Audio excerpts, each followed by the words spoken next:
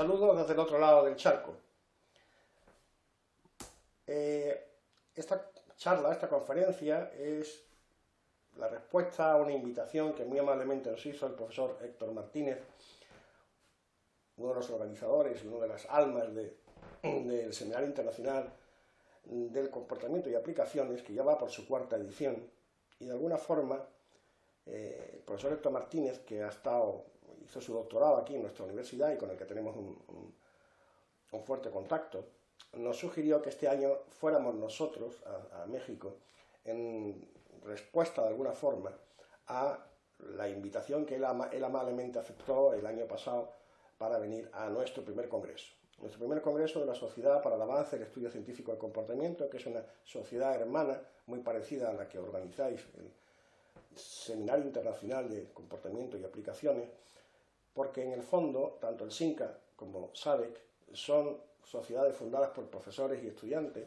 con la idea de divulgar el análisis de la conducta, la ciencia de la conducta, digamos el enfoque conductual de la psicología.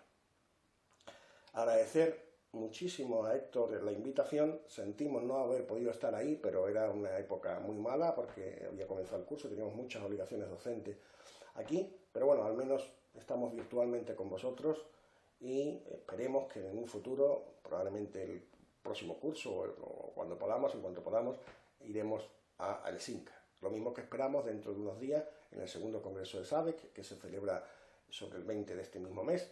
Aparecerá por aquí Héctor Martínez, junto también al profesor Julio Valera. Julio Varela es otro de los amigos nuestros, también, que nos visita asiduamente en Sevilla, donde tiene buenos amigos también. Bueno, y sin más voy a presentarles lo que es la charla de la que voy a hablar. Voy a hablar del amor. El amor es un tema muy confuso, como veremos, muy complejo. Vamos a intentar abordarlo desde una perspectiva concreta, que como es el análisis experimental de la conducta, o el análisis funcional de la conducta, desde una perspectiva de un conductista radical.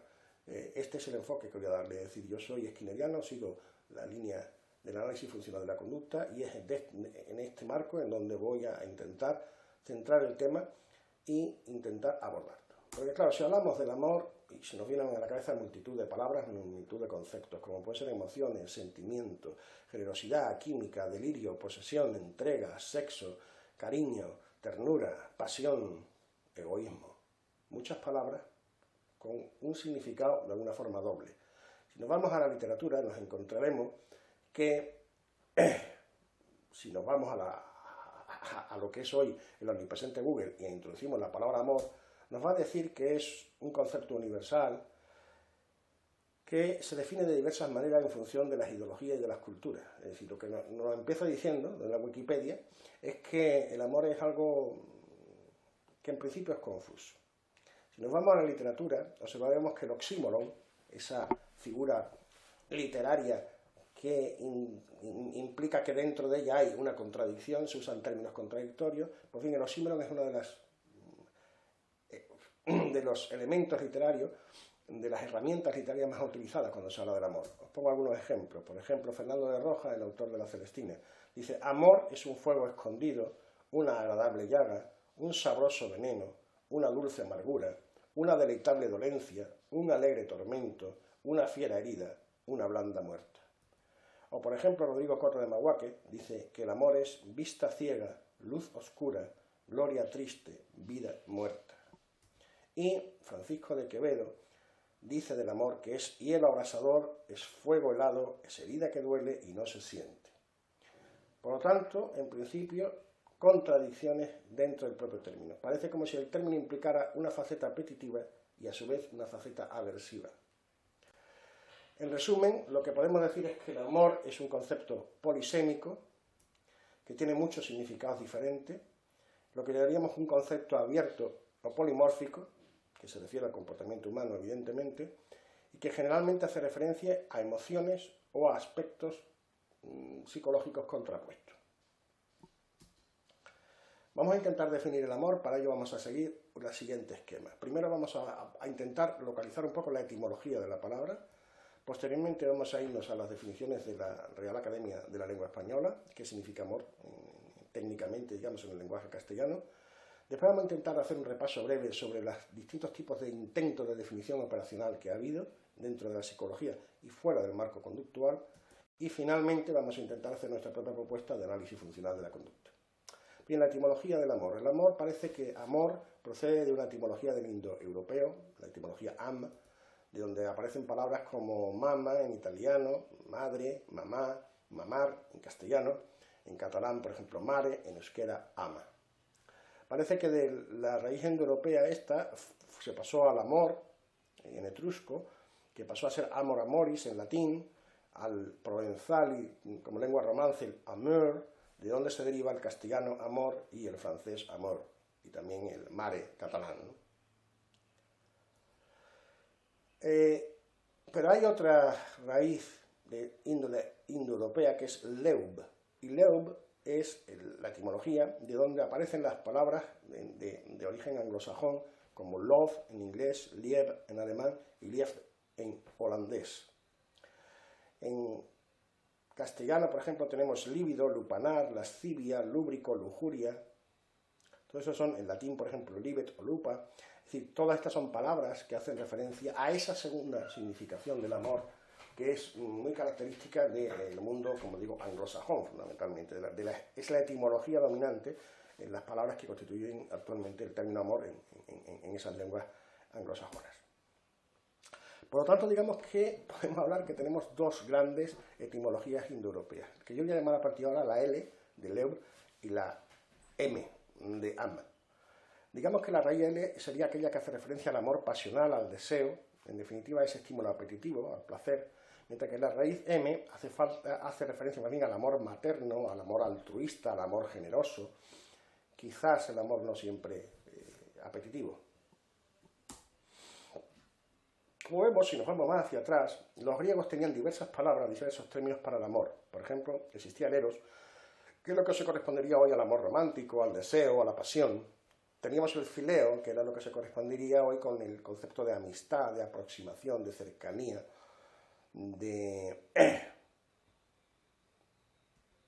el agapé, como amor incondicional, el agapé, amor incondicional, entrega.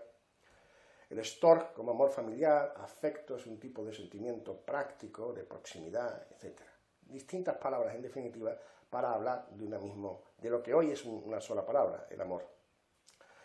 Si nos vamos al diccionario de la Real Academia de la Lengua, entendemos que cogemos las primeras 4 acepciones y nos encontramos que son un sentimiento. Es decir, sentimiento, sentimiento y sentimiento.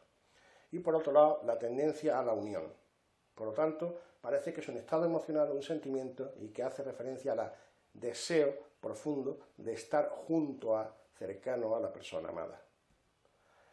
Y si nos vamos al diccionario de la Academia a ver qué significa sentimiento, pues significa unir, pues vemos que el sentimiento es un estado afectivo del ánimo, por lo tanto el amor sería un estado afectivo del ánimo, y unir hace referencia a juntar, a mezclar, a atar o acercar.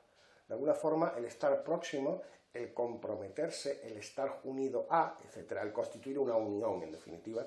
Esos son los dos elementos fundamentales. Es un estado afectivo por el cual alguien quiere, digamos, unirse a otra persona. Resumiendo, pues el amor para los antiguos eran muchas cosas diferentes, para los cuales tenían palabras diferentes. Sin embargo, se ha producido una especie de sincretización del concepto. Hoy en día tenemos una única palabra para hablar de todas esas cosas diferentes, incluso de situaciones que son, en principio, antagónicas. Modernamente interpretamos el amor como un estado interno del sujeto, como un estado emocional que viene provocado por la cercanía o lejanía de la persona amada y que, por lo tanto, digamos, viene motivado también por el deseo de unión, de cercanía, de acercamiento a la persona amada.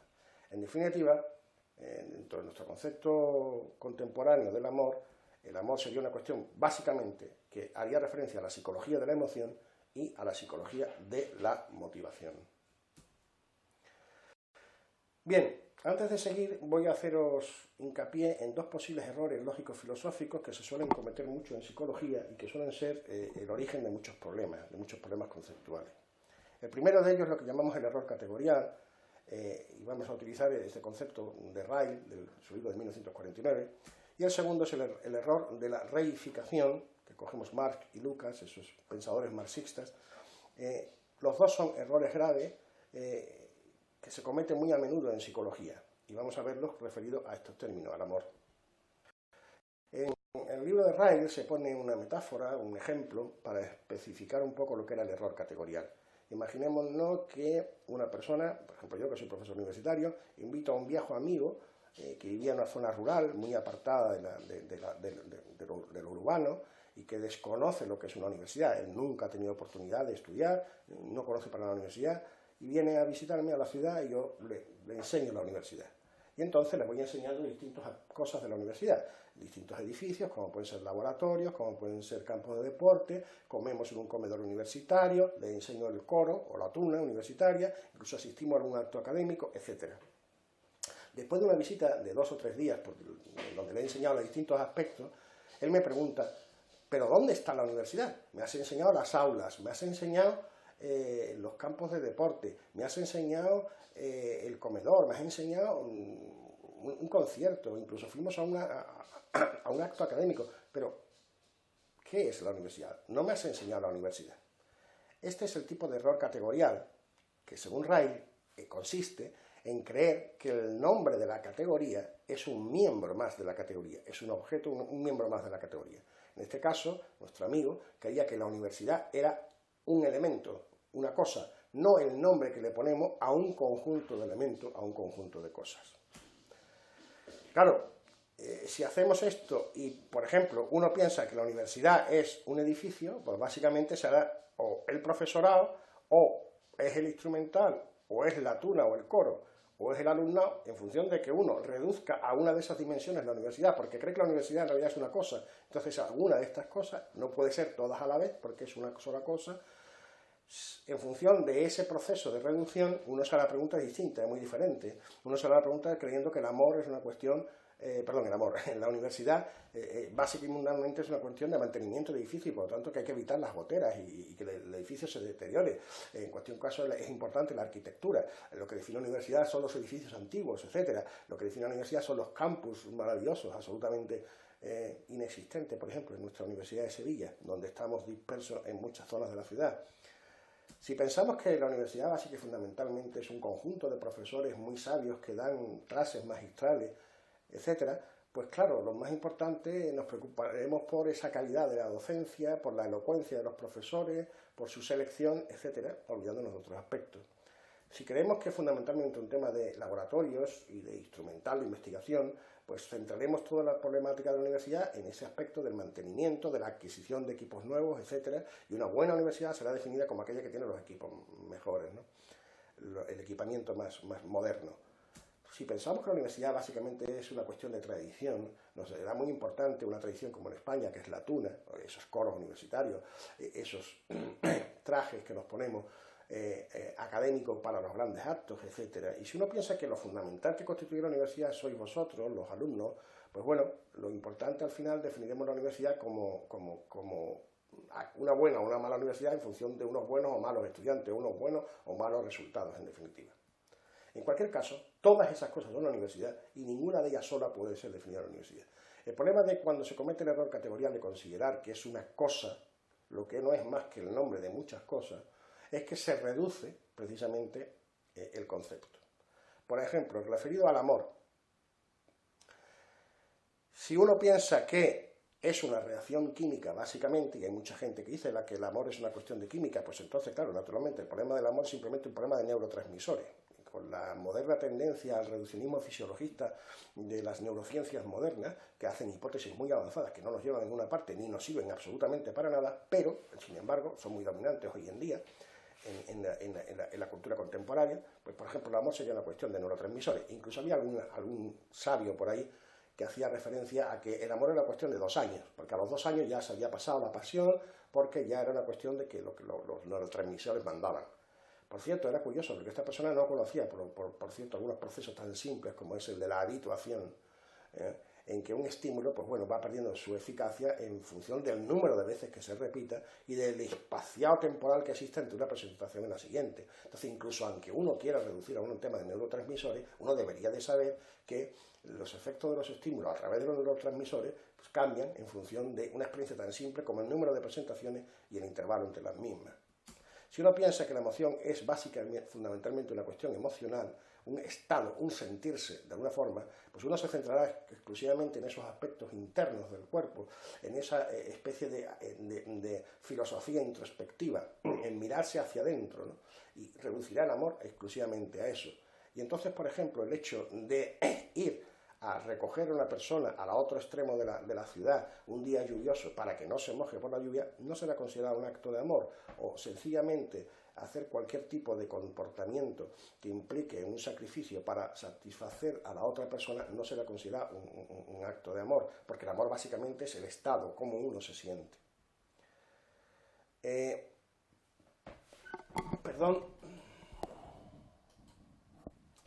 Me interesa mucho que entiendan ustedes también el segundo error categorial, que era el de la reificación.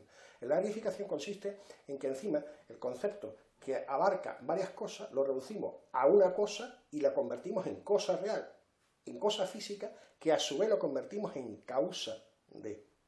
Así decimos, por ejemplo, que, bueno, nos aproximamos a una persona, deseamos estar con ella, hacemos determinado tipo de comportamientos con dicha persona, porque estamos enamorados. El amor se convierte en la causa que explica el comportamiento. Pero claro, hay que tener mucho cuidado y hay que elegir el camino adecuado y no confundirse. Hay que evitar que los adjetivos, las abstracciones, que es lo que son esas palabras como el amor, no es más que un adjetivo, sería mucho más interesante, en lugar de hablar de amor, hablar de conducta amorosa. Tal comportamiento es amoroso o tal comportamiento no es amoroso.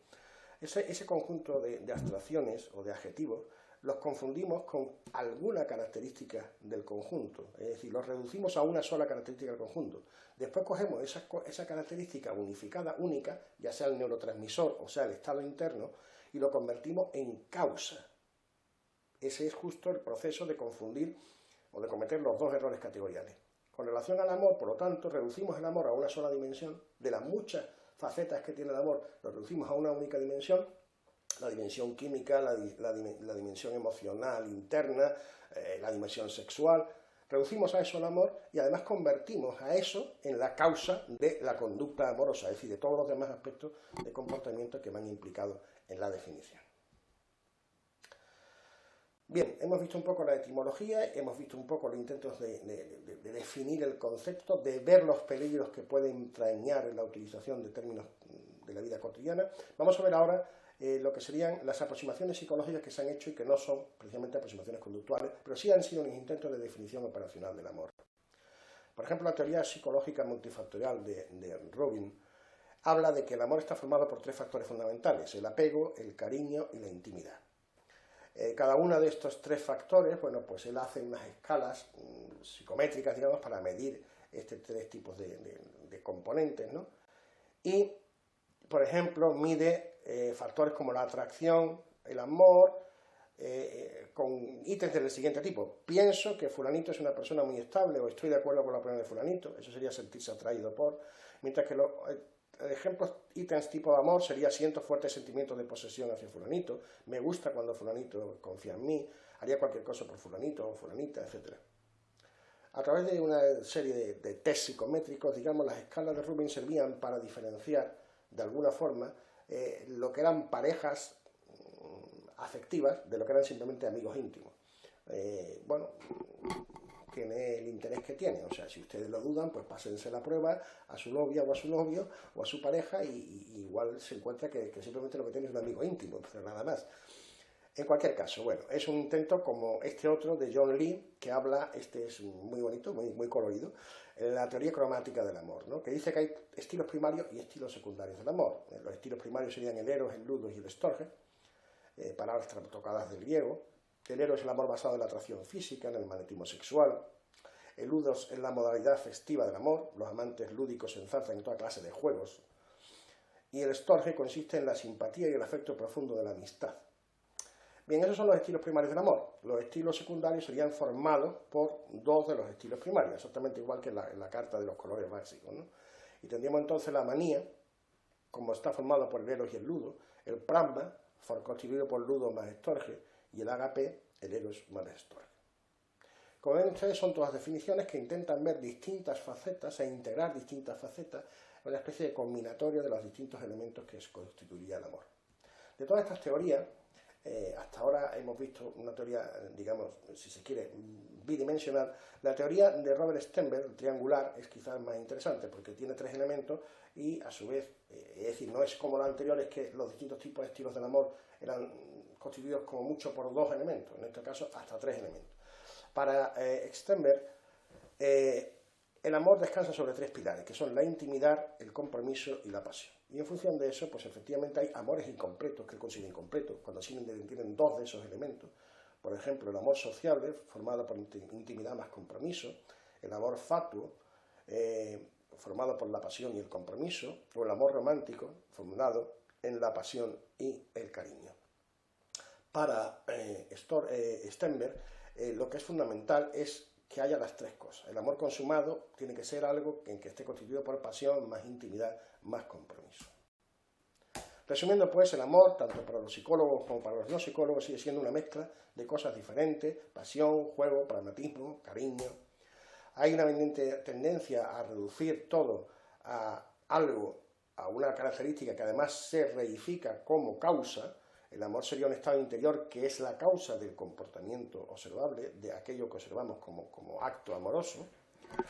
Y un análisis conductual debería incluir, pues, las diversas formas de respuesta, los diferentes contextos en los que las respuestas se dan y las diferentes funciones que de alguna forma se establecen entre dichos contextos, los estímulos presentes, las respuestas del sujeto, las consecuencias, etc. Por supuesto, desde un análisis funcional, como el amor no es un objeto, no es una cosa, no está ni dentro ni fuera del sujeto, no está en ninguna parte, porque no es más que un término con el cual calificamos una serie de actos. El amor no sería más que un tipo de comportamiento, no la causa o el origen de dicho comportamiento. Un análisis conductual, además, tiene que ser un análisis funcional, esto es, histórico, biográfico y contextualizado. Vamos, pues, en esta tercera parte de la charla a hablar de lo que sería una aproximación conductista radical al fenómeno amoroso, el análisis funcional del fenómeno amoroso. ¿Pero dónde está el amor? ¿O qué es el amor? Les voy a poner un ejemplo. Imagínense usted una persona que se dedica a escribir poemas. Escribe apasionados poemas dedicados pues, a personas del otro sexo. Además, esa persona, en un determinado momento, además de haber escrito un poema que él considera ya el mejor, o haber reunido, si mejor, una colección de poemas que él considera los mejores, va y compra un ramo de flores.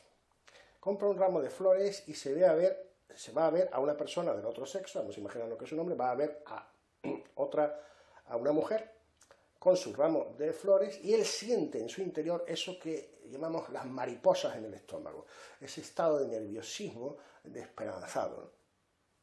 Bueno, al final llega a realizar el acto sexual con dicha persona, la historia continúa y él acaba suicidándose y tirándose a la vía del tren. Si nos encuentran esta historia así, podemos ver una historia de amor, un amor frustrado, ¿no?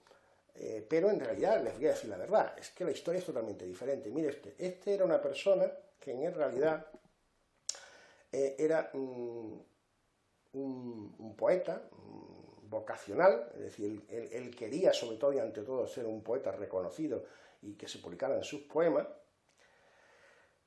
Al fin consigue una cita con una editora de una revista de poesía muy importante, está convencido de que va a poder publicar alguno de sus poemas, va a visitar a dicha editora, para lo cual se arregla, él sabe que es un hombre atractivo, se pone bien arreglado, y va y compra un ramo de flores con mucha galantería. De alguna forma, bueno, invita a cenar a la editora, de alguna forma la seduce, muestra su mejor cara, en fin, total, todo aquello acaba en una apasionada noche de sexo. Y cuando se despiertan por la mañana, ella le dice: mira, fulanito, eres una persona simpaticísima y me caes estupendamente y me lo he pasado muy bien contigo, pero como poeta eres un auténtico desastre. Dedícate a otra cosa porque no serás poeta nunca. Jamás te publicaré, no yo, sino nadie, porque son realmente malas tus poesías. El hombre, desesperado, frustrado, la vocación de su vida, de pronto le han dicho que no sirve para nada, va y se tira a las vías del tren. Ven ustedes, la verdadera historia real no era una historia de amor, era una historia simplemente de un fracaso profesional o de una herida profunda en la autoestima, ¿no?, que lleva lugar a un suicidio. No hay nada de amor aquí. Esto viene a cuento porque no debemos definir el amor en términos de topografía de respuesta. El amor no consiste ni en comprar flores, ni en realizar el acto sexual, ni en sentir las mariposas o las palpitaciones en el estómago, ni en escribir poemas, ni en suicidarse. Todos esos elementos pueden ir en una historia de amor, pero incluso aunque vayan todos, pueden no ser una historia de amor. ¿Por qué? Porque, como hemos dicho, la conducta no es un objeto, ni es una cosa, ni es un estado del sujeto, sino que es una forma particular de relacionarnos con otras personas. Por lo tanto, el amor es una forma especial de interacción con las demás. Lo que define al acto amoroso no es su forma, su topografía, lo que hagas, sino su funcionalidad. Una función, cuando hablamos de una función, cuando hablamos de un análisis funcional, lo que estamos haciendo referencia es a una finalidad, una meta. Es decir, cuál es el sentido último que tiene lo que hacemos. Pero ese sentido último, esa finalidad o esa meta, para encontrarla no hay que buscar hacia adelante, hacia el futuro, que no ha ocurrido todavía. Hay que mirar hacia atrás, hacia la historia del sujeto. Lo que nos puede permitir saber cuál es la meta o futuro del sujeto es la historia del sujeto. ¿Hacia dónde tira la rata? ¿Hacia el laberinto? ¿Hacia el brazo derecho o hacia el brazo izquierdo? ¿Cuál es la meta que tiene en ese momento en su cabeza de rata? La única forma de responder a esa pregunta es ver la historia que ha habido de reforzamiento, el número de veces que hemos reforzado a la derecha, el número de veces que hemos reforzado a la izquierda. Es viendo la historia cómo podemos encontrar sentido a la meta. Dentro del análisis funcional de la conducta siempre tenemos tres elementos clave o fundamentales, ¿no? El ABC del análisis funcional, los antecedentes, la conducta y las consecuencias, ¿no? Y además, y no lo olviden nunca, eso se produce dentro de un contexto. Las relaciones entre los estímulos antecedentes, la respuesta y las consecuencias pueden a su vez variar en función de todos los demás elementos que hay en la situación y que llamamos contexto. Por ejemplo, imaginémonos que nos hacen la pregunta ¿qué es Mercurio? Ese sería el estímulo antecedente ante el cual nosotros damos una respuesta verbal y decimos, por ejemplo, un planeta. ¿Pero en qué contexto esa respuesta es dada? Pues imaginémonos que está dada, la pregunta nos la ha hecho un profesor de química. Claro, si un profesor de química decimos que Mercurio es un planeta, pues naturalmente Mercurio para un profesor de química es una mala respuesta y nos dirá muy mal. Si esa pregunta nos lo hace un profesor de astronomía, sin embargo, esa misma pregunta, ese mismo estímulo antecedente, esa misma respuesta por parte de nosotros, un planeta, sin embargo ahora trae unas consecuencias muy diferentes que nos digan muy bien. Si esa misma respuesta dada por nosotros a la misma pregunta es en un contexto distinto, como una profesora de mitología, evidentemente nos diría mal. Pero podemos dar una respuesta diferente, como decir que Mercurio es el dios del comercio, lo cual estaría muy bien, precisamente en el contexto de una clase de mitología, pero estaría muy mal en el contexto de una clase de astronomía o en el contexto de una clase de química. Pero si decimos que otra posible expresión, como que es un metal, esto estaría muy bien para una clase de química. Sin embargo, en el contexto de una clase de historia o mitología o en el contexto de una clase de astronomía sería incorrecto. Por lo tanto, los estímulos adquieren un significado en función del contexto. Sencillamente, los estímulos adquirieron, mejor que un significado, una función, la de probabilizar determinadas respuestas frente a otras, hacer más probable o menos probable determinadas respuestas, en función de la historia que tuvo el sujeto cuando emitió dicha respuesta en presencia de dichos estímulos y obtuvo determinadas consecuencias, todo ello en un contexto determinado. Pues bien, la persona amada, la otra persona, la persona a la que amas, es precisamente el contexto en los actos de amor. Es lo que establece el contexto en los actos de amor. Es lo que le da función o significado a los estímulos antecedentes. Otra de las características importantes del amor es que funciona básicamente el reforzamiento a través de una especie de reforzamiento vicario. Esto sí creo que es muy específico del amor. Es decir, el sujeto se siente reforzado en la medida en que el otro es reforzado. El sujeto se siente bien en la medida en que produce el bienestar del otro. Es el bienestar del otro lo que buscas y solo indirectamente el tuyo, porque es más importante el bienestar del otro.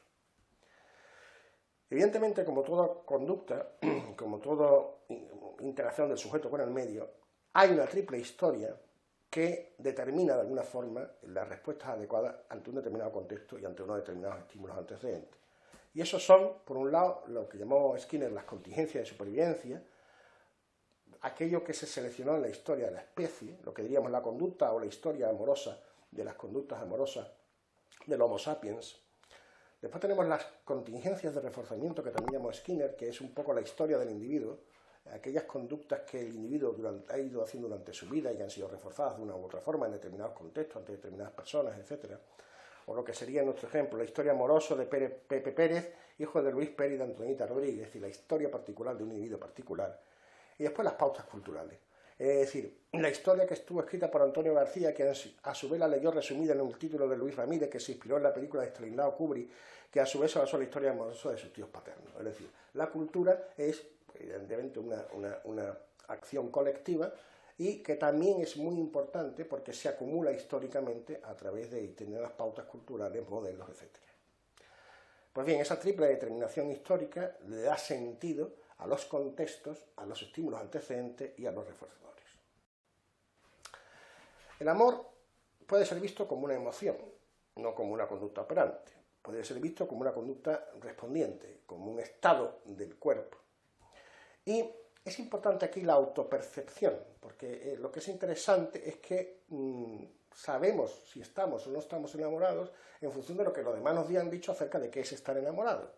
Esto implica que nos enseñan a percibir determinados estados internos del cuerpo, las famosas mariposas en el estómago. Claro, naturalmente no creo que nadie haya comido mariposas, pero no creo que nadie sepa lo que... Y además, si te comes la mariposa allí no se mueve, desde luego. Pero bueno, es una metáfora absolutamente externa, como puede ser el contacto de una mariposa en la mano, interiorizada dentro del estómago, para hacerte ver que te tienes que fijar en ese estado particular de tu estómago, ¿no?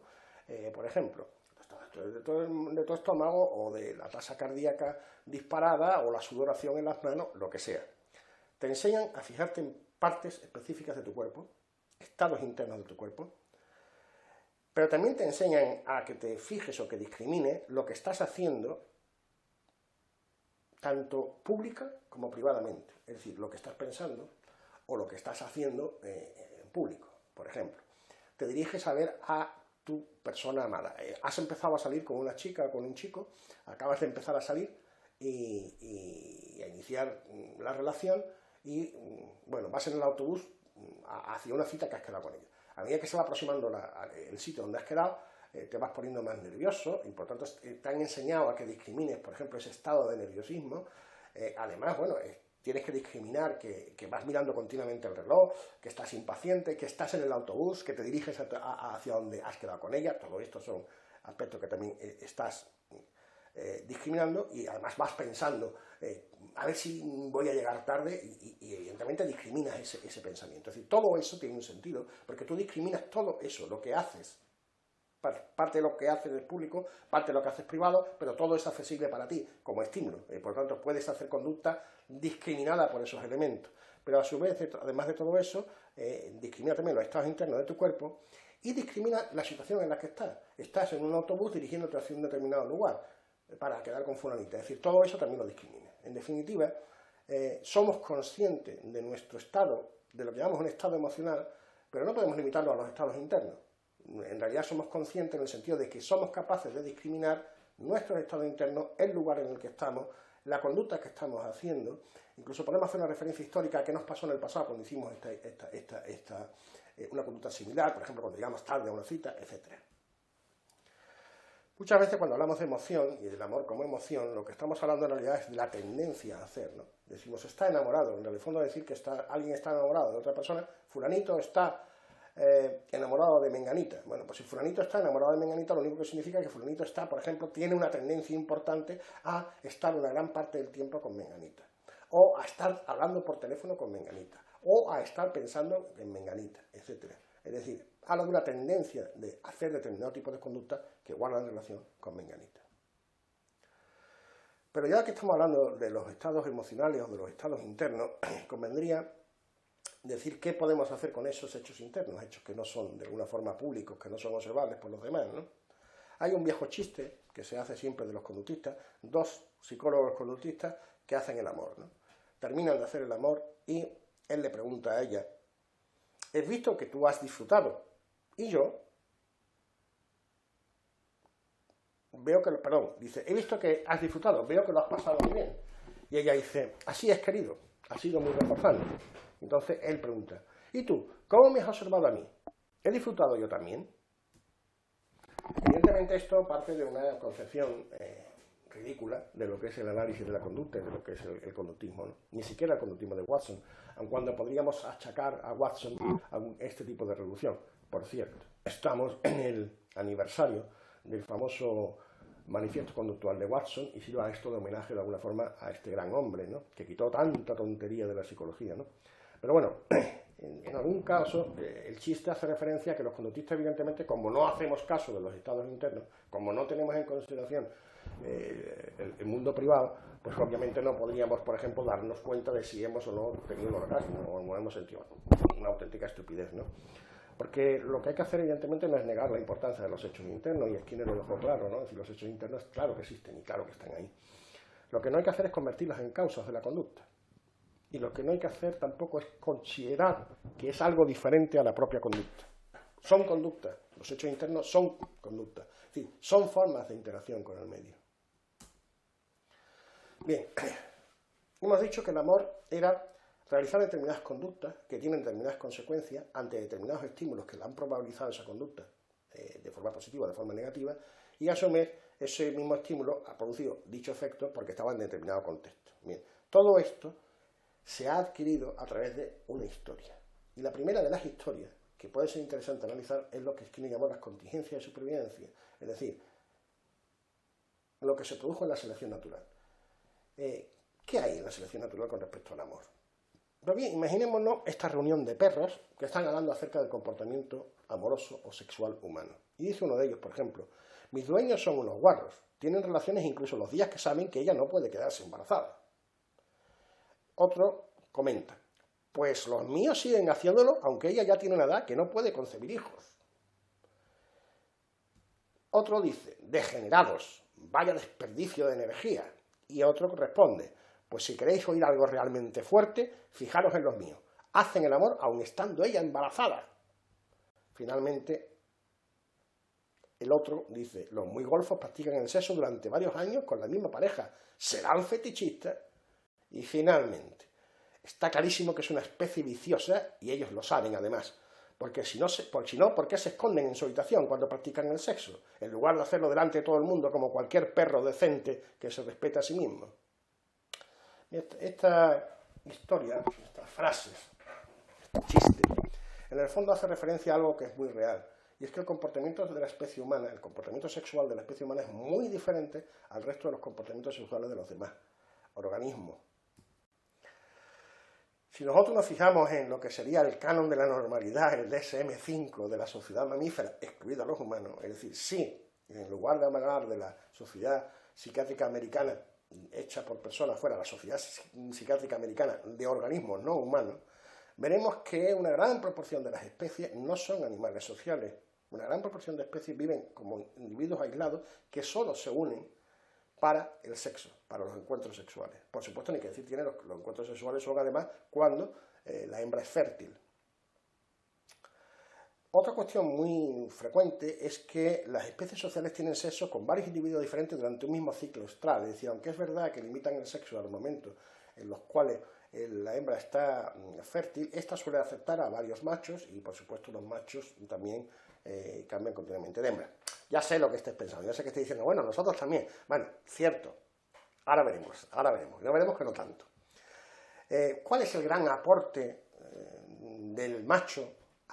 ¿Cuál es su gran contribución a la familia? El esperma y solo el esperma. Es decir, la mayoría de los machos de la mayoría de las especies lo que hacen es fecundar a la hembra y largarse. Esta es toda su gran aportación, ¿no? Sin embargo, los seres humanos somos un poquito raros vistos desde la perspectiva del resto de los animales. Por ejemplo, vivimos en pareja, cosa que es una total excepción. Hay animales que no, ya veremos después por qué, pero es una excepción. En la naturaleza lo normal es vivir absolutamente la promiscuidad más absoluta. Lo degenerado desde el punto de vista, digamos, de la vida animal es vivir en pareja. Usamos el sexo como un sexo recreativo. Es decir, los animales se limitan a hacer sexo cuando saben que van a poder reproducirse, cuando saben que es un acto de fecundación. Pero los humanos practicamos sexo en épocas y momentos en el que sabemos concretamente, y más desde que se descubrieron los métodos anticonceptivos modernos, sabemos que no podemos volver que no vamos a reproducirnos, y sin embargo practicamos el sexo simplemente por afición, ¿no? Digamos. Además, otra diferencia importante es que no somos muy territoriales. Lo somos, pero en realidad vivimos en grandes colmenas, sobre todo en las ciudades, donde convivimos con otras parejas. Y a pesar de que tenemos relaciones con parejas, hay muchas otras personas de distintos sexos muy alrededor nuestro. Los animales suelen ser más solitarios, suelen unirse para practicar el sexo y marcan entonces un territorio con la cría, etcétera, bien alejado del resto de las parejas. Nosotros vivimos bastante hacinados en comunidades muy sociales, ¿no? Curiosamente, suele ser también una excepción en la naturaleza el hecho de que tanto el macho como la hembra compartan el trabajo de cuidado de las crías.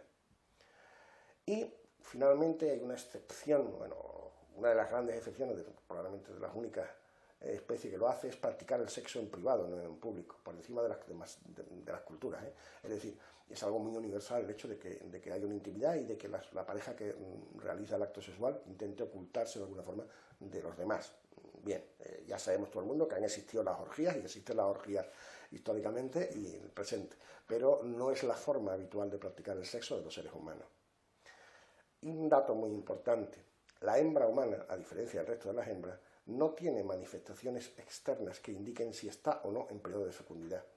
Es muy importante esto. Fíjense ustedes, si esto es así, que el método Gyno-Naus, que se basa únicamente en la observación del ciclo menstrual y de saber en qué periodo es fértil o no la hembra, es un invento del siglo XX. Es increíble, o sea, hasta el siglo XX, es decir, miles de años que ha existido la especie humana y todavía no se han fijado en que había un método para no quedarse embarazada. Es decir, esto indica hasta qué punto está bien oculto el tema de la fecundidad. No hay características externas asociadas, como sí las hay en otras muchas hembras de otras especies, al hecho de estoy ahora en fecunda o no fecunda, ¿no? Ya sabéis que la mayoría de las especies, por ejemplo, en los mamíferos, los perros, por ejemplo, el tema del olor es fundamental y esencial, la feromona, ¿no? Y a partir de ahí funciona el mecanismo de atracción al otro sexo, de forma que un macho y una hembra no se prestan la más mínima atención, salvo cuando ella está fértil, que entonces sí, a través de las feromonas pone en marcha el mecanismo de atracción. Bien, los humanos somos raritos, pero además tenemos que situarnos desde una posición humilde, ¿no? Animales, hay unos 30 millones de especies. Mamíferos, hay unas 5.416 especies.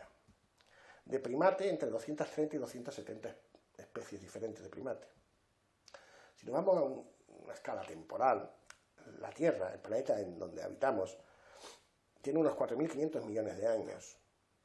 Los mamíferos llevan sobre la Tierra aproximadamente unos 210 millones de años. Los monos, unos 35 millones de años. Los simios, unos 23 millones de años. Los homínidos, unos 5.300.000. El Homo sapiens, 200.000 años. La agricultura y la ganadería, 9.000 años. Y la invención de la escritura, solo 4.000 años. Pongo estos números aquí para que entendamos que si estamos hablando de contingencia de supervivencia, estamos hablando de la filogenia, no podemos estar, digamos, cegados por el presente, por la ideología del presente, por la ideología del hombre industrial. Las contingencias de supervivencia hacen referencia a lo que fue mayoritariamente, bueno, a todos nuestros antecesores, evidentemente, a todas las especies con las que estamos emparentadas, por lo menos a través de los simios, homínidos, etc., pero sobre todo y fundamentalmente lo que hace referencia a los 200.000 años de historia del Homo sapiens, de los cuales de revolución industrial llevamos solo 150 años. O sea, de esos 200.000 años, ¿qué ha habido en común? Pues la mayoría del tiempo, fíjense que la agricultura y la ganadería es de 9.000 años, la mayoría del tiempo, unos 190.000 años, nos lo hemos pasado siendo simplemente recolectores y cazadores. Y en esas circunstancias, en esas contingencias hay que establecer cómo se desarrollaron las relaciones entre hombres y mujeres y cómo esas variaciones, digamos de alguna forma, fueron seleccionándose a través de la selección natural, porque evidentemente la selección natural se toma gran tiempo, ¿no? De estos 200.000 años lo importante son los 190.000, no los 9.000 últimos, claro, evidentemente. Entonces, en fin, efectivamente, creo que hay 7 millones de años entre lo que serían los primates más cercanos a nosotros y nosotros, unos 7 millones de años de diferencia. Y bueno, vamos a ver esta familia de nuestros parientes cercanos, los primates, ¿no? Por ejemplo, ¿cuál es la vida sexual del orangután? Os pongo un porcentaje, el porcentaje de proximidad entre estas cuatro especies, es decir, los humanos y las tres especies de primates, orangután, gorila y chimpancé. Pero el orangután comparte con nosotros el 96,4% de ADN. ¿Cuál es su conducta sexual? Relaciones esporádicas ocasionales. El orangután es un individuo aislado, que viven muy aislados y que de vez en cuando se unen para practicar sexo esporádicamente, ocasionalmente, por supuesto siempre que la hembra está en celo, está fecunda y ya está. Y el gorila se parece a nosotros en un 97,7%, es decir, se parece un poquito más en el ADN.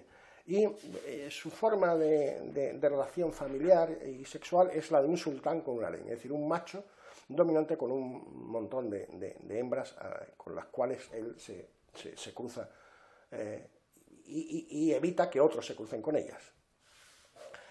Y el chimpancé, nuestro primo hermano más primo, el 98,4% de proximidad en el ADN. Pues bien, lo que hace es una promiscuidad desenfrenada, es decir, especialmente el bonobo es un tipo de chimpancé que, pero bueno, en general el chimpancé es promiscuidad desenfrenada, es decir, todos con todas, es decir, no hay ningún tipo de relación de fidelidad, etcétera, ¿no?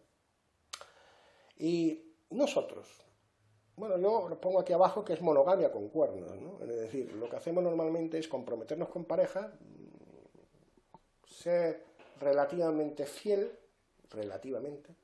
y normalmente en los tiempos modernos, desde que la vida dura más gracias a la medicina y la vida se hace más larga para hombres y mujeres, generalmente hombres y mujeres tienen varias parejas, es decir, sucesivas parejas largas. Esto parece ser que es el patrón, ¿no? Y un patrón que, si nos fijamos, es un poco una mezcla entre la promiscuidad por un lado y la absoluta lealtad o fidelidad por otra. Pero en cualquier caso, nuestros primos, ninguno de ellos viven en parejas, son siempre relaciones promiscuas. Recordemos cómo funciona la evolución, porque siempre me gusta recordar cosas que son obvias, pero que muchas veces, por obvias que son, no se entienden, ¿no? La evolución funciona mediante dos principios fundamentales, que son los principios de variación y la selección natural. Primero, hay que ser diferentes. La gente es distinta. La gente, cada uno es de su padre y de su madre, y tiene características físicas distintas, y posiblemente pueda tener tendencias genéticas distintas en los comportamientos. Por ejemplo, unos pueden tener más oído para la música, un sentido musical, y otros menos. Unos pueden ser, por ejemplo, más sexuales y otros menos sexuales, sentirse más o menos reforzados por el sexo, o más promiscuo y menos promiscuo, etc. Hay variantes entre los individuos. Y después funciona la selección natural. Es decir, la selección natural, digamos, sencillamente lo que hace es, bueno, pues hacer que algunos individuos sobrevivan mejor que otros, y entonces aquellos que sobreviven más tiempo se han reproducido más veces y en consecuencia tienen más hijos que los otros, y en consecuencia sus genes van ganando en esa batalla de expandir la Tierra, quiero decir. No hay una finalidad. Lo que hay es un resultado. Resultado de las variaciones y de la selección nacional se produce un resultado. Podría haberse producido otro, naturalmente. Y cambian las condiciones, pueden producirse otros, naturalmente. No hay una dirección determinada, sino el resultado que adquiere sentido a posteriori. Por supuesto, la evolución no es lineal, es ramificada, da lugar a muchas soluciones distintas y se toma un largo tiempo. Y la unidad de análisis es el gen, no es el individuo. Lo importante no es que el individuo sobreviva, no. Lo importante es si el individuo se ha reproducido y por lo tanto su gen ha pasado a la siguiente generación. Pues bien, en este contexto de la selección natural, insisto, imagínense al hombre cazador, el hombre y la mujer cazador-recolectores, y nada más que eso, imagínense esa situación, porque es la predominante de la historia del Homo sapiens. Lo de ahora es de hace 150 años, una tontería. Lo que importa son los 200.000 años anteriores, ¿no? Desde que tenemos cultura de 4.000 años, 9.000 años desde la ganadería de la agricultura, no, 9.000 años no, 190.000 anteriores, ¿no? Entonces, durante ese proceso de selección natural, y introduzcamos también al resto de nuestros antecesores, podríamos decir que el objetivo es todo por mis genes. No hay ningún objetivo, evidentemente, quiero decir, pero lo que resulta exitoso es el que se sobrevive y se consigue reproducir y consigue que sus genes pasen a la siguiente generación, porque esos genes se irán con su propia tendencia desarrollándose a través de su descendencia. Pues hay dos posibles estrategias. Una es la que yo llamo estrategia hasta luego Lucas. Bueno, es de un humorista español, Chiquito de la Calzada, que hizo famosa esta frase, ¿no? De hasta luego Lucas. Y bueno, consiste en eso, decir hasta luego, ¿no? Y hay una segunda estrategia que consiste en decir me quedo en casa. Pues vamos a analizar cuál de las dos estrategias fueron más exitosas o no a lo largo de la evolución humana. Por ejemplo, hay que tener en cuenta la inversión, el esfuerzo que se hace, ¿no? Si nos planteamos en términos de energía necesaria, es verdad que un espermatozoide es ridículamente pequeño al lado de un óvulo, pero en cada acto sexual se desperdician una millonada de espermatozoides, por lo tanto, en realidad, digamos, la cantidad de proteína que hay en una eyaculación masculina y en un óvulo femenino prácticamente la misma, es decir, que entonces, de ese sentido no. Pero lo que sí es importante es que si el hombre, una vez que eyacula y una vez que fecunda la hembra, pues ya está todo el esfuerzo hecho. Mientras que la hembra se queda fecundada y tiene que estar, la hembra humana tiene que estar durante 9 meses de embarazo, digamos, cuidando de la cría, ¿no? Durante esos 9 meses, por cierto, no va a poder ser fecundada de nuevo, ni va a poder tener otros hijos. Y en definitiva, lo que está claro es que la hembra humana puede tener 20 y tantos hijos como máximo, es decir, a lo largo de su vida fecunda, un número limitado de óvulos van a ser fecundados. Sin embargo, la cantidad de espermatozoides que pueden fecundar en un hombre son miles, infinitos, ¿no? Bueno, infinitos no, pero muchos, ¿no? Es decir, hay oportunidades alternativas. ¿Qué oportunidades alternativas tiene una mujer? Pues menos, evidentemente. Me refiero a oportunidades de fecundación, ¿eh? Porque simplemente una vez fecundada son 9 meses, ¿no? Y entonces, desde que es adulta, sus años de fecundidad son limitados y, bueno, en cualquier caso puede tener muchos hijos, pero eso, 20 y tantos hijos, como mucho, ¿no? Como un exceso, ¿no? Mientras que el hombre puede tener miles de hijos, ¿no? Bien, fijaros que las dos estrategias que llevarían serían un poco opuestas, ¿no? Porque claro, supuestamente al hombre le interesaría decir, bueno, te dejo fecundada y hasta luego, Lucas, ¿no? Es decir, bueno, ya te he fecundado, tú vas a tener un hijo con mis genes, pues me voy a buscar a otra, y a otra, y a otra, y a otra, porque voy a intentar sembrar toda la población con mis genes, ¿no? Fecundando, es decir, la promiscuidad sería una característica desde este punto de vista masculina, mientras que de alguna forma, la selectividad, me quedo en casa, pero el selecciono al macho sería la característica fundamental femenina.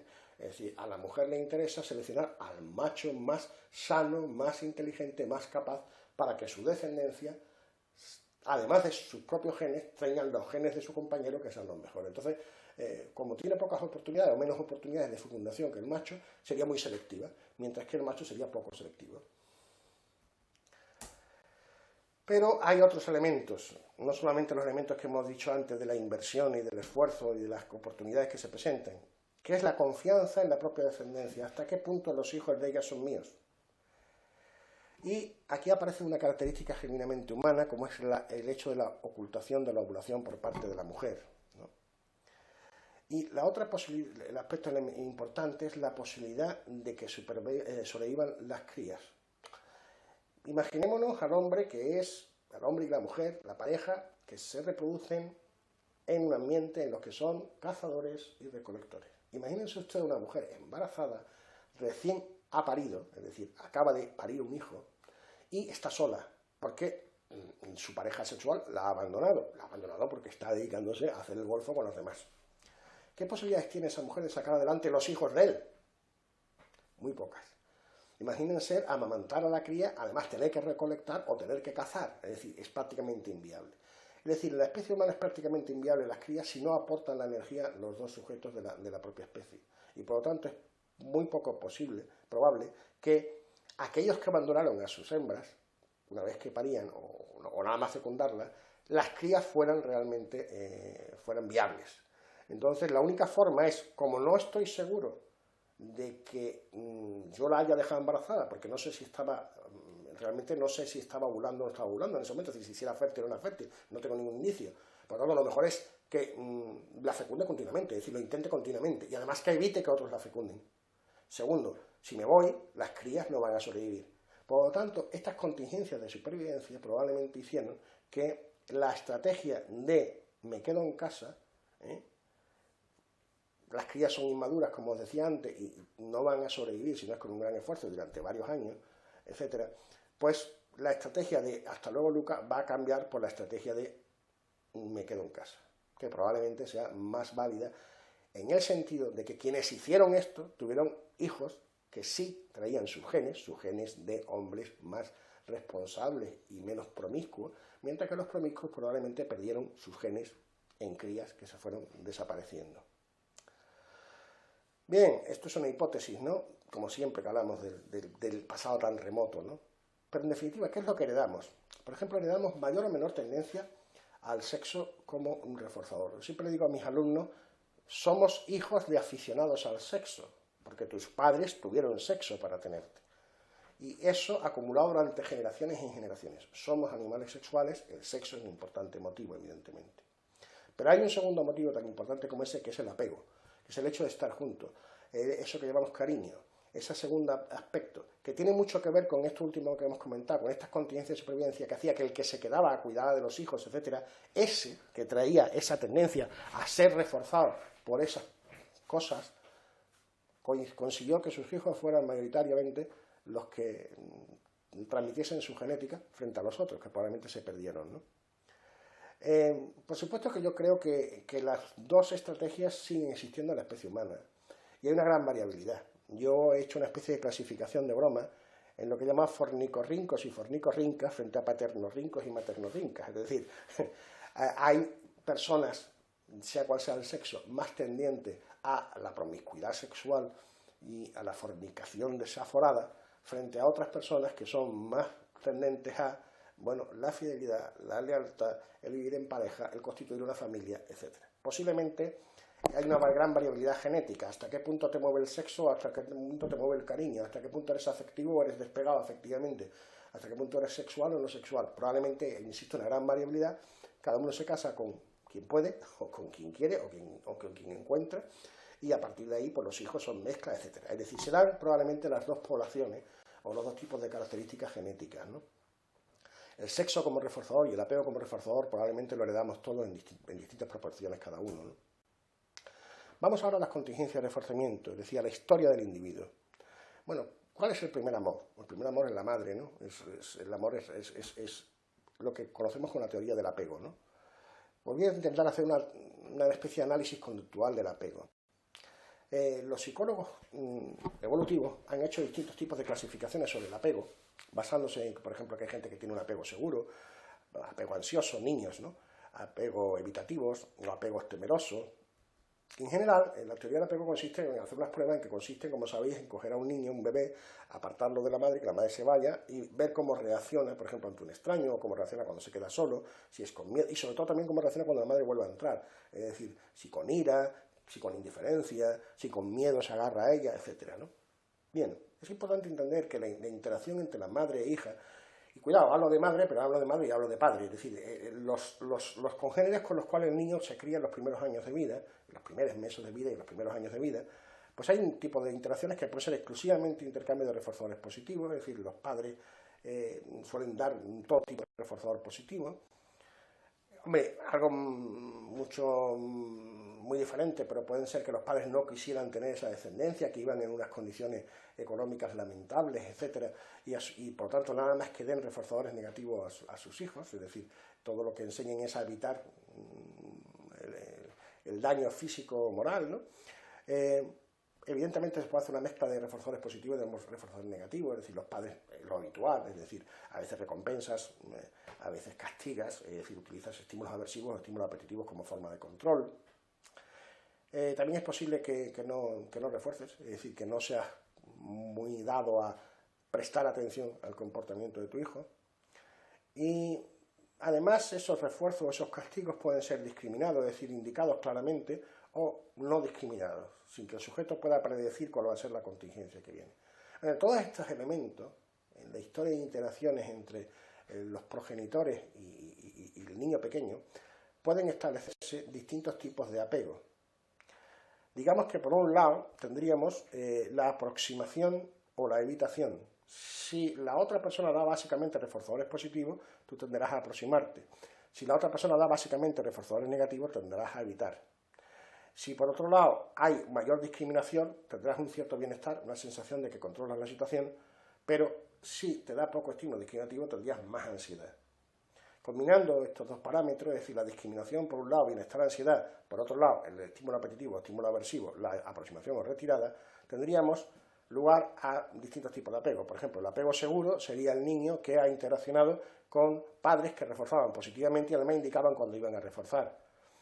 Hay un cierto desapego indiferente cuando, digamos, hay reforzadores positivos, pero digamos que se discriminan a veces y a veces no, es decir, a veces son inesperados, a veces son esperados. Y hay un evitador seguro en el niño que aprende justo lo que no tiene que hacer para conseguir así evitar la bronca o la torta o el estímulo aversivo que le aplique sus progenitores. Si básicamente lo que se reciben son reforzadores, pero que no se discriminan, fijaros que los de arriba están todos discriminados, perdón, tanto el apego seguro, el desapego indiferente y el evitador seguro saben lo que va a ocurrir. Unos han aprendido que van a ocurrir reforzadores positivos y aprenden a hacerlo. Otros saben que van a ocurrir una mezcla de reforzadores positivos y reforzadores negativos, pero saben cuándo corresponden cada uno de ellos. Y hay otros que saben que solo van a recibir estímulos aversivos, pero saben escapar de ellos o evitarlos. Cuando se reciben reforzadores negativos exclusivamente, pero encima no se enseña al sujeto bajo qué condiciones, porque hay una inconsistencia, es decir, el niño recibe tortas por todos lados sin saber por qué se las ha ganado, aprendemos a evitar, pero además tenemos una gran ansiedad. Cuando se reciben estímulos aversivos, a veces se discrimina, a veces no, digamos que se produce una especie de desapego desorganizado. Y cuando se reciben reforzadores positivos, pero no se sabe cuándo se pueden adquirir, es decir, no hay sensación de control, se produciría un apego inseguro. Por tanto, apego o desapego sería el estímulo reforzador positivo, estímulo reforzador negativo. Seguro o no inseguro tendría que ver con el matiz de mayor o menor discriminación. Pues bien, una vez que un sujeto ha pasado su primera infancia, llega a la adolescencia y se enamora por primera vez, qué duda cabe que trae un bagaje de interacciones con respecto a sus familiares, sus padres, sus hermanos, etc. Se siente con un apego seguro o un apego inseguro o un apego evitativo. Hay personas adultas que dicen yo no me voy a comprometer nunca porque voy a fracasar, o personas que dicen bueno, estás conmigo y tienes que estar el tiempo que quieras estar, pero no pasa, o sea, entiendo tu propia libertad, etcétera. Es decir, todo eso depende mucho de esos primeros aprendizajes que hemos hecho en nuestra primera historia amorosa, ¿no? Es importante analizar la transición desde el estímulo de interacción familiar al primer amor, ¿no? Y hay una parte muy importante, claro, y es que en este primer amor, este segundo amor, que no es tu madre ni tu padre, aparece por primera vez el reforzamiento sexual como algo especialmente importante. Normalmente el primer amor nunca termina siendo el amor definitivo, por lo tanto suele haber siempre un primer desamor, ¿no? Te dejan, te abandonan, fracasas, como quieras llamarlo, eso produce un dolor importante, que es algo parecido a lo que llamamos el castigo negativo, es decir, cuando el estímulo, cuando pierdes un reforzador positivo, ¿no?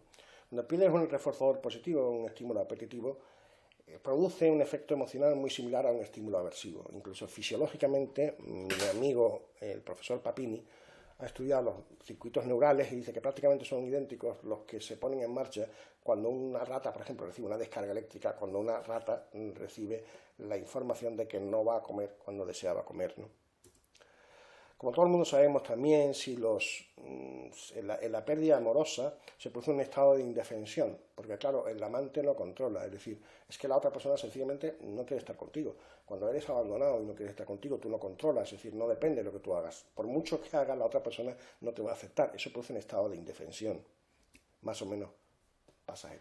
¿Cómo curamos el desamor? A mí me gustan mucho tres expresiones, si se quieren, o tres expresiones populares, ¿no?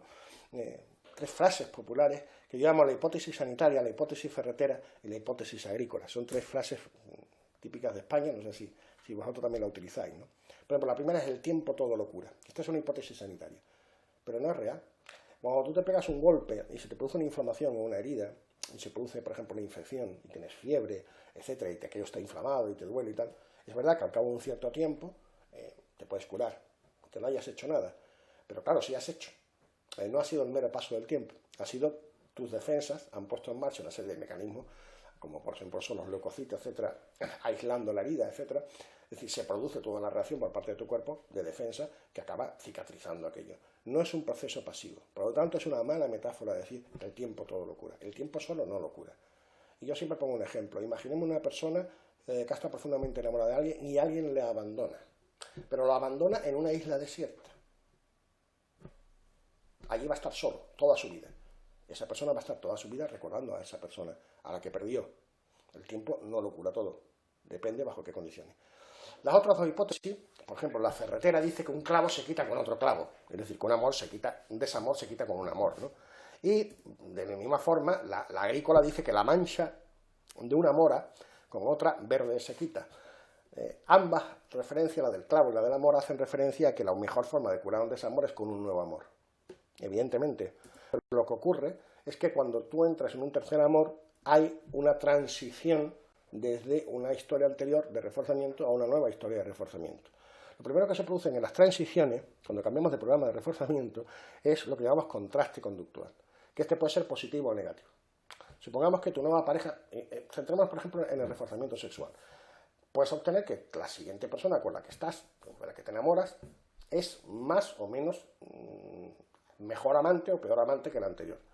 El problema es que tú vas a comparar, que no es la primera vez, sino ya es la segunda. Entonces vas a hacer una comparación y es lo que se llama contraste conductual. Si es inferior, si es un poco peor amante, tú lo vas a ver como mucho peor amante.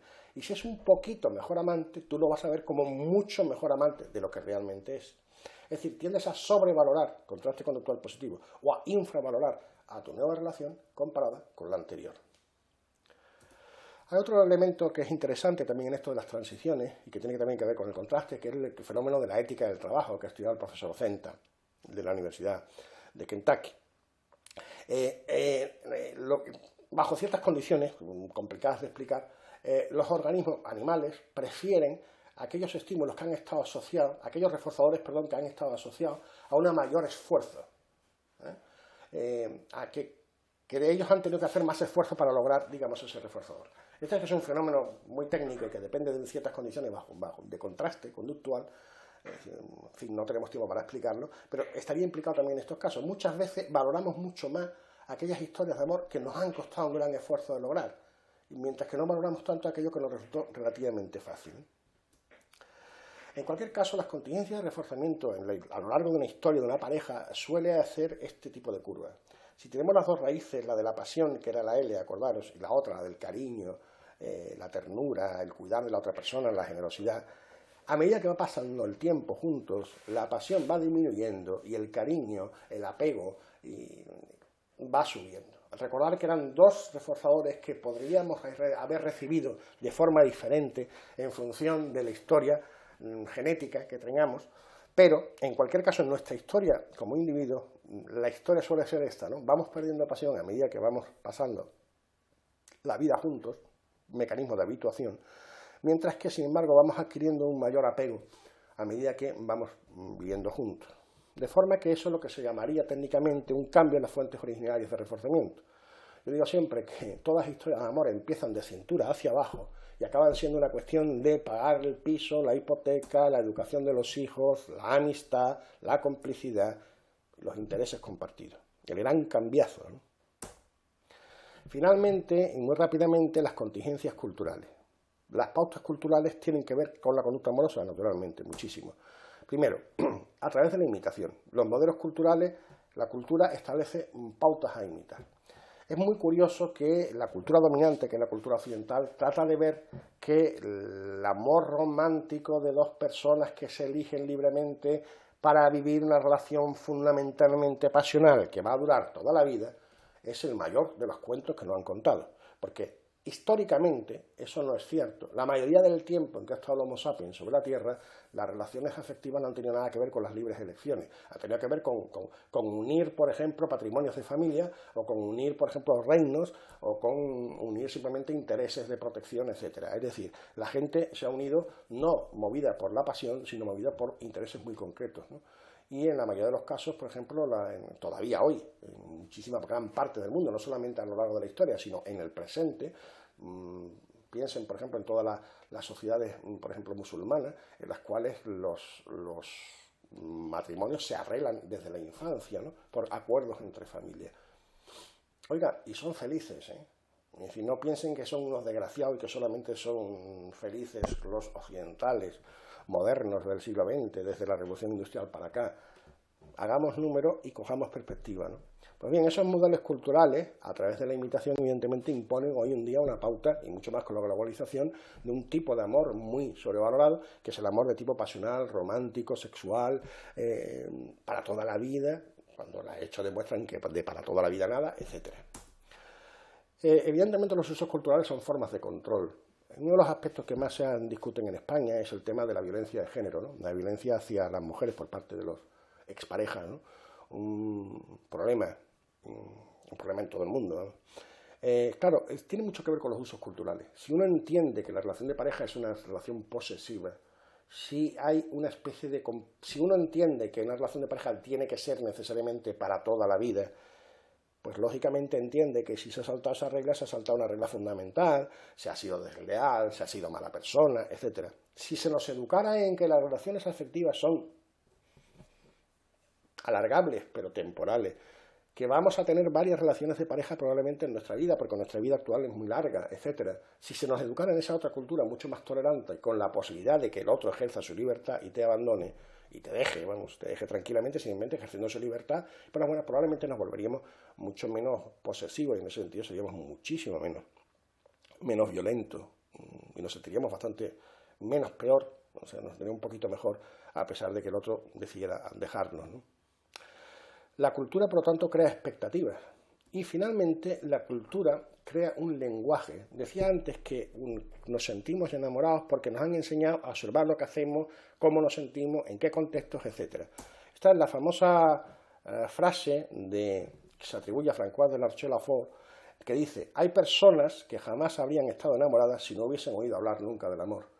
Efectivamente, de alguna forma, yo creo que esto es lo que ocurre es decir, estar enamorada de la manera occidental es justo lo que no ocurre en otras culturas. Sencilla y llanamente porque no han oído hablar nunca de esos parámetros o han oído hablar de otras cosas y se enamoran de otra forma. El lenguaje, de alguna forma, establece la forma simbólica de relación con el medio y por supuesto, es la base de todos nuestros pensamientos, etc., ¿no?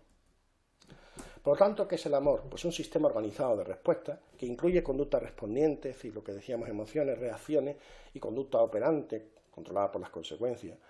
El amor, por supuesto, incluye los comportamientos encubiertos o privados y comportamientos públicos. El amor, en cualquier caso, no es la causa de la conducta del enamorado, es la etiqueta o adjetivo que le damos a una clase de conducta, a una clase de interacción con los demás. El amor puede ser entendido como una emoción en el sentido de disposición o tendencia a comportarse de determinada forma.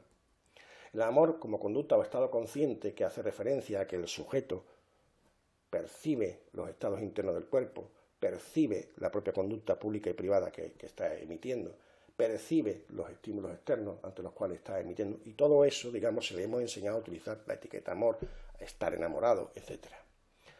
Y finalmente, como hemos visto, la conducta amorosa viene determinada por una triple historia, que es la historia de la especie, la historia del individuo y la historia de la cultura. Termino con dos frases de Skinner, ¿no? Decía en la primera: el afecto personal estable es algo más que una racionalización económica de una unidad, que una racionalización romántica de una unidad económica. Y en otras decía: el amor puede analizarse como la tendencia mutua de dos individuos a reforzarse recíprocamente, donde el reforzamiento puede o no ser de índole sexual. Y esto es todo. Muchas gracias por vuestra atención.